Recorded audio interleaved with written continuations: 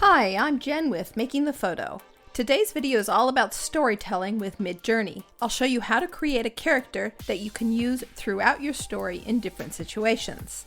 We'll be using a prompting recipe, so let's gather together the ingredients we need for each part of the recipe and then we'll put it all together. The prompt recipe that we're using in this video was created by master prompter Clarient. I'll put a link to Clarient's formula and notes in the description below. I tested the prompt recipe and it works a treat. There are a few limitations to the recipe and I have a few suggestions along the way, but let's start with the basic recipe to see how it works. First, you'll start with a reference image. For my first example, I'm going to use this image of a gang of fantasy creatures. I'm starting with an image that I created in Midjourney, but you could start with a sketch or a photo.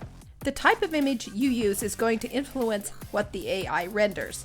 Later in this video, I'll circle back with some tips and suggestions for choosing a reference image. For your prompt, you're going to need a URL of your reference image. The easiest way to get a URL is to send it to yourself in Discord. Drag your image into the Discord message bar and click Return or Enter. Now right-click on the image and select Copy Link. You're going to start your prompt with the reference image. Paste the URL into your prompt. The URL will be quite a bit longer to start with, but Discord will shorten it down to something that looks like this. Next, let's set the stage. In the prompt, type setting is, then describe the scene. This is a short phrase that describes the background or the setting. Choose a couple of key descriptions. Too much description will overwhelm the AI. Your setting might be a forest, a bazaar, or a bathroom, whatever makes sense to your character. The setting doesn't have to match the reference image, but the further away you get from the reference image, the more variable the results. I set my character in a pub, the setting implied by the reference image. Later in this video, I'll show you how to move your character to a different setting. In your prompt, you now have a reference image URL and a setting. Now describe your character. Start by giving your character a name. My character's name is Mimsy. Then describe your character. There are a lot of ways you can describe your character, but choose just a couple of key details. Too much detail and the AI will be overwhelmed and start giving you strange results. Your description may take a little tweaking. Remember, the AI has the reference image. You're just targeting a couple of key characteristics. My character changed a lot if I added too much detail. For instance, when I added alien hands as part of the prompt, Mimsy became more green toad and less pinky pig. You might want to use a thesaurus to find the fewest descriptive words. Your prompt now has an image, a setting, and your character's name and description. Use a double colon to separate the sections. You're telling Midjourney that you want to treat these elements separately. You are creating a multi-prompt. If you haven't created multi-prompts before, see my video, Multi-Prompts in Midjourney, should you use them. I'll put a link in the description below. Now place your character in the scene. Here you can add something situation specific, like an outfit, a prop, or an action. You can add an emotion or a pose. Type setting contains, then the name of your character, and something specific to the scene. There are some limitations to what you can do with your character, and we'll dive deeper into this in a minute. For right now, I'll choose something that goes along with the setting. I'll see if I can get Mimsy to play poker in the pub. Here's the prompt so far. We have an image, a setting. We've named and described our character, and added an action. There is one more step recommended by Clarient, although I found this step optional. Finally, add atmosphere or style to your prompt. Style includes any relevant artists. Here's Clarient's example. I popped my image into Clip Interrogator to give me some ideas. Clip Interrogator is a handy tool. It's an AI that describes an image, including styles and artists. If you haven't used Clip Interrogator before, see my video, How AI Image Generators See You. I'll put a link in the description below. I added a few of the suggested style words to my prompt. Your style doesn't have to match the image, but you may get more variable results the further afield you go.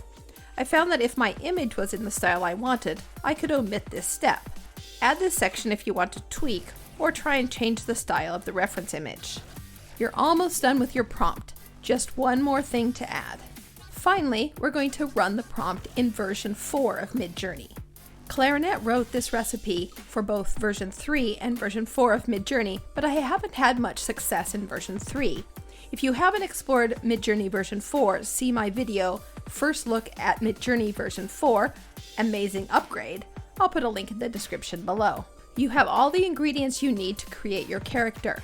Type /imagine into the message bar and enter each element into your character prompt. Separate each section with a double colon. Here we have it, Mimsy playing poker. Is the character exactly the same as the reference photo? No, but he's of the same world with many of the same features. You may not get the result you want the first time, so be ready to re-roll, remix, and make variations. And don't forget to add the --v4 parameter at the end of your prompt. Using the exact same prompt, the result in v3 is quite a bit different. So now you have your basic character recipe. Let's try changing things up a bit and try a new setting. I moved Mimsy to a village green to play cricket. Now I moved him to a bathroom for a bath. And finally to the bank where he counted his ill-gotten gains. There are a few limitations. Your character won't look exactly the same each time. There will be some details added or removed by Midjourney, but all the characters live in the same fantasy world. Now that you have the basic recipe for building a character in Midjourney, let's fine-tune the results and talk about some of the limitations and how to overcome these.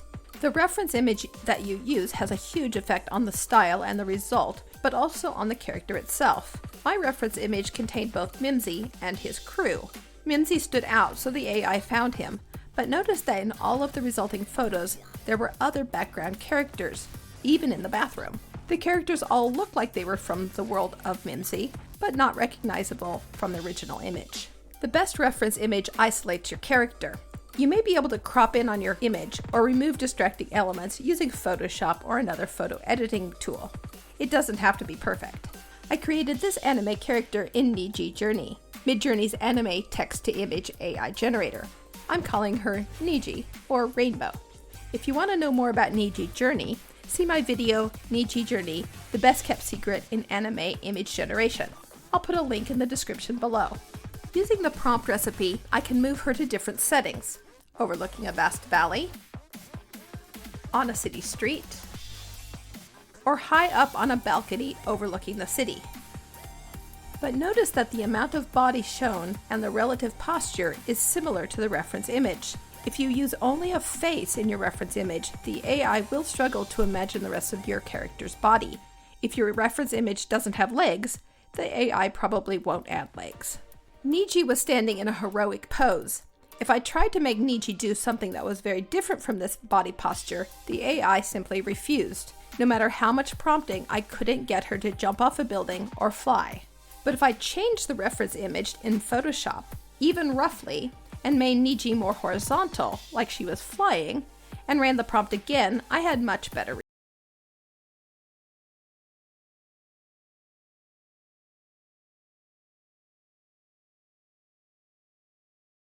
your prompt. If you have a setting that you want to place your character into, use an image for your character and an image for your setting. I made this medieval bazaar also in Midjourney. By simply adding the reference image and the setting reference, Midjourney combines the images with minimal prompting. One major limitation of this storytelling aspect of Midjourney is that it's difficult to get two characters in one image. I made Niji a tiger companion named Tora. I could easily get Niji to move settings and Tora to move settings, but it was much more difficult to add Niji and Tora to the same setting. Mostly Midjourney just got confused and mixed Tora and Niji into one character, though I did get one frame with both characters, so patience and a lot of re-rolls and remixes may do the trick. One of the benefits of multi-prompting is that you can weight each section. You can tell Midjourney if you want the character description to be stronger or the setting to be stronger. Meet my character Jub Jub. He's a studious bird, so I'm trying to put him in a library, but I was not being very successful. If you're struggling to get a character into a setting, here are two things to try. Try repeating the word that you want, either exactly or with a synonym. I changed my prompt to double up on the library idea, and that helped a lot. But also remember that you're working with a multi-prompt, and with multi-prompts you can add weights. I added the number 3 to the setting part of the prompt. I really mean library. That totally did the trick. My bird character is now in the library. As I was making this video, Midjourney rolled out 3:2 aspect ratios in version 4. To get an aspect ratio, type --AR3:2 to get the longer image, or 2:3 to get the taller image. Using this prompt recipe, you can tell a story with one character. The details of the character will vary a little bit across the images, but you can keep the major characteristics and the general vibe of the character. Share tips and tricks for creating a character in Midjourney in the comments below. If this video was helpful, remember to like the video and subscribe to the channel. This is Jen at Making the Photo. Let's make something amazing together. Yeah.